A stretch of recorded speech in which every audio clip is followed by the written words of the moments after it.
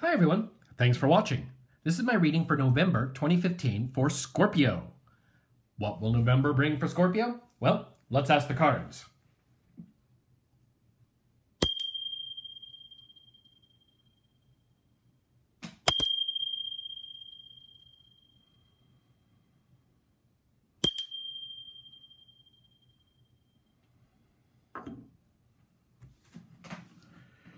How will the month of November 2015 go for Scorpio?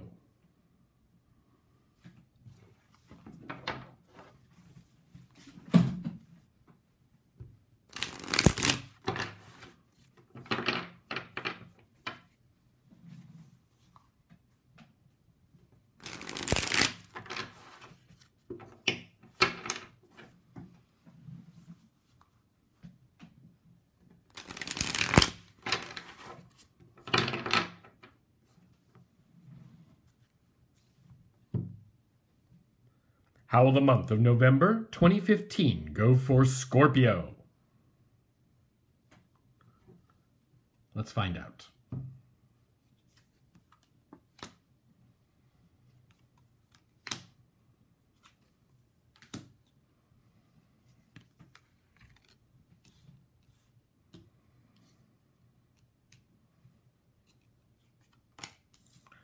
Interesting there.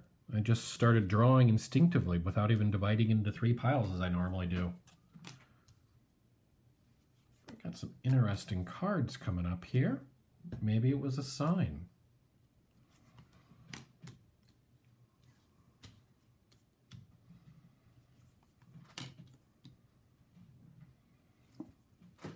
Oh my. Well, Scorpio, this is interesting. A lot of power in this reading. At the center of the reading, we have the good old Eight of Swords. The Eight of Swords is one of the grimmer looking cards in the tarot. Not the grimmest, but nobody ever likes to be bound, blindfolded, and tied up. Certainly not by their own ideas and their own thoughts. Swords is the suit of ideas, thoughts, reason. And reason can go bad in all kinds of ways. We could end up binding ourselves up, tying ourselves down with our own thoughts, our own feelings that we come up with all these reasons why can't do this, can't do that. Lord knows I've lived a lot of my life that way. And so Scorpio, it's going to feel like you're stuck. Like there's nothing you can do, like you're bound and you can't move. But that's never the case. Because you know what? Swords are sharp.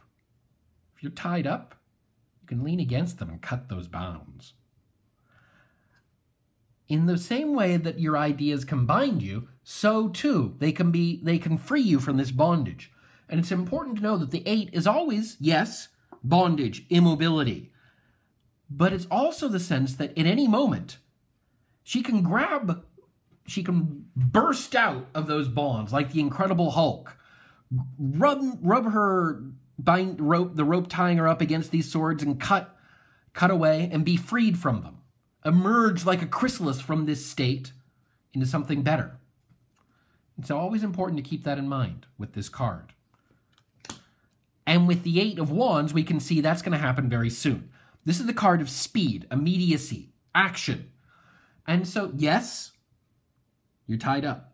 Yes, it feels like you can't do anything.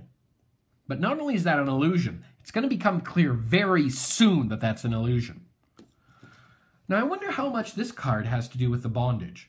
We have the Lovers here, and, well, a lot of people want nothing more than for the Lovers to come up in the right position for them, because you know what? A lot of people are really looking for love in their life. I've been there and may perhaps be there myself. I don't know. I'm just be talking about it to somebody else. You never know. But in any case, while love is something we all want and look for, and there's few things more wonderful than love in the right circumstances, love can turn ugly, really bad sometimes.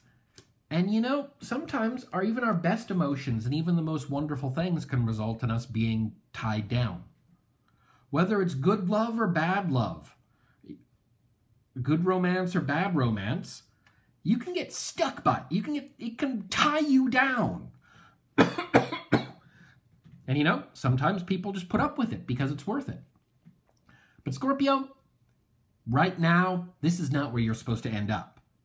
That's where you are, but things are going to change pretty soon. And you're going to be starting out new. The Fool here represents beginning a new path, beginning a new journey. Maybe this relationship is behind you. Maybe you're moving beyond it. Or maybe it's going to transform in a fundamental way to be turned from being binding and constraining, as the Eight of Swords suggested, to starting together on a new path with your partner. The Fool represents innocence, the sense that you don't know where you're going, you don't know what the danger is, and you're not sure how you're going to get there, but that doesn't matter. You're going to go there anyway because that's what you want to do. And it's always a freeing, liberating sense, which is exactly what you need coming off of the 8 here. Now, this 4 definitely refers to where you are now. Not only there's a sense of being bound and tied, immobile, but the sense that this is a bit of a retreat from the world, that you've pulled back, maybe even chosen this kind of immobility because you needed a break to take a break from things. And you needed that sort of moment to yourself. And, you know, if you're going to take a rest anyway, being tied up isn't necessarily so bad. But your own passion and desire for growth and change has never left your mind. And your ability to bring that out in others, to ignite the passion in the people around you, and to cause things to grow has always stayed on your mind. And it's been sitting there waiting for that moment to set you on a new path. Now here we have the 5 of Pentacles, which kind of goes along with this sense of binding immobility. Here, this goes the card of poverty, want, need, and the suffering that goes along with it. We have these poor 2 figures wandering through the snow, crippled, poorly clothed, sick. There's perhaps help around the corner, waiting for them in the church inside, but they have to get to it, and they have to ask for it. Maybe they've been trudging through the snow for days, or for hours, or for whatever. Look for here, but they're almost there. And yes, need and suffering is never fun, but this card reminds us that we can always turn the corner, that there's help waiting for us to ask for it, whether it's people we know, whether it's institutions, or whether it's spirit waiting to send things our way. But we have to be ready to accept that. Bound, rest, need. All these 3 go together pretty suggestively. And in the same way, these 2 go together pretty suggestively. For what can be more rapid? What can be more surprising than the final trumpet? The angels blowing the horn of judgment, calling forth all on the world so that they may be judged worthy or unworthy. And of course, that's the biblical meaning of it and the biblical imagery here. But more generally speaking, judgment means that time when we must face up to something greater than us, to our own destiny, to our own ideals, to the results that we have wrought in the world, and see, have we been doing the right thing? Have we stayed on the right path? Or have we strayed? Have we betrayed ourselves in what we believed in? And that moment of judgment can come at any time. If we were able to prepare for it and game the system, and it's not a real judgment, it's just a hoop. This is a real judgment, and it's around you.